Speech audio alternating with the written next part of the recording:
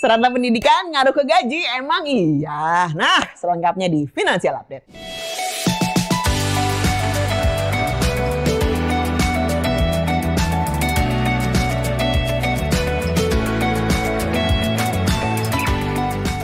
Oke, beberapa waktu lalu kita sempat diramaikan oleh lulusan universitas tinggi yang ngelamar di salah satu perusahaan BUMN, ya, namun kalah dengan pelamar lulusan SMK yang pernah bekerja di luar negeri. Cuman yang jadi kepikiran sebenarnya masih valid nggak sih strata pendidikan untuk bekerja, apalagi untuk mendapatkan gaji yang lebih tinggi. Apa sih fungsi dari strata pendidikan? Nah, ya bagaimana sekolah itu mengajarkan kita berkomunikasi dengan benar, bagaimana caranya kita menjalin kerjasama dengan teman-teman di sekeliling kita, yang satu meja, yang satu kelas, belajar mendengarkan arahan. Semakin tinggi tingkat pendidikan, lingkungannya pun akan berkembang, benar nggak teman-teman?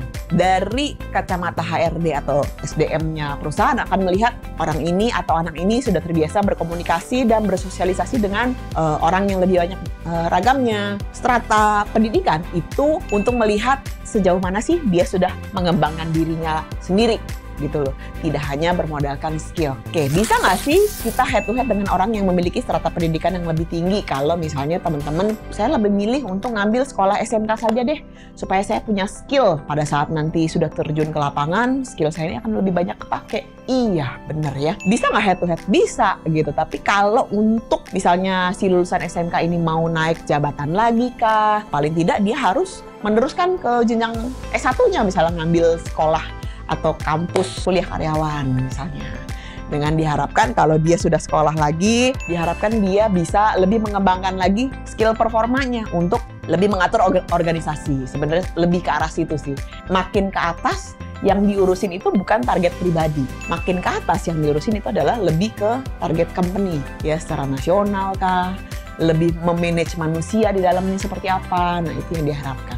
Nah, kenyataannya di dunia kerja banyak pemegang ijazah S1 yang tidak terpilih atau kalah saing dengan orang-orang yang memiliki pengalaman dan skill tertentu. Oh iya, tentu saja. Punya ijazah S1 tapi tidak tahu bagaimana cara memanfaatkannya. Sehingga kalah saing. Jangan menyepelekan ijazah S1 walaupun cuma selembar kertas itu. Ya, tapi selembar kertas itu kadang-kadang yang bisa membawa kita pergi ke jenjang karir yang lebih tinggi lagi, teman-teman. Oke, ada pertanyaan nih. Ci, aku sekarang lagi kerja di sebuah perusahaan. Namun aku rasa aku butuh penghasilan yang lebih.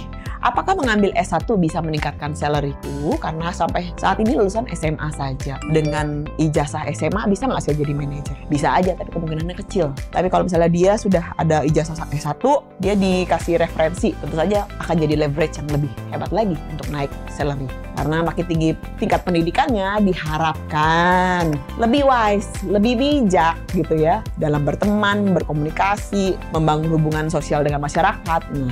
Nah, Ci, aku sekarang sudah menikah, oke, S1 dan memiliki pekerjaan yang dirasa gaji saya untuk bagian seperti saya sudah oke. Saya rasa kalau saya ambil S2 akan meningkatkan salary saya, Ci. Bagaimana caranya? Yang pertama, harus ada izin dari pasangan. Ya, pasangannya support apa enggak? Kalau pasangannya sudah setuju, tinggal budgeting. Kamu ngambil S2 ini, apakah S2-nya ini berhubungan dengan pekerjaan?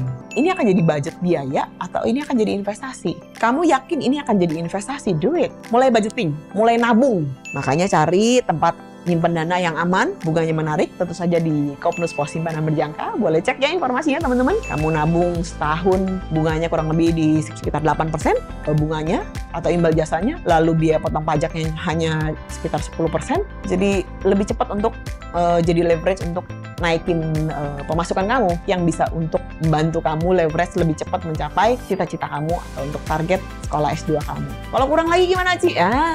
Daftar aja jadi Orange Partner. Kamu bisa referensikan teman-teman kamu yang mau penempatan deposito, kamu bisa dapat fee referral lagi dari situ.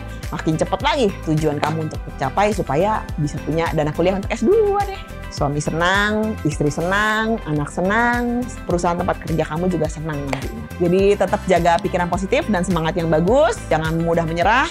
Semoga apa yang saya sampaikan hari ini bisa sangat-sangat bermanfaat untuk teman-teman semua. Saya Imei Wong, pamit undur diri dari Financial Update kali ini. Terima kasih.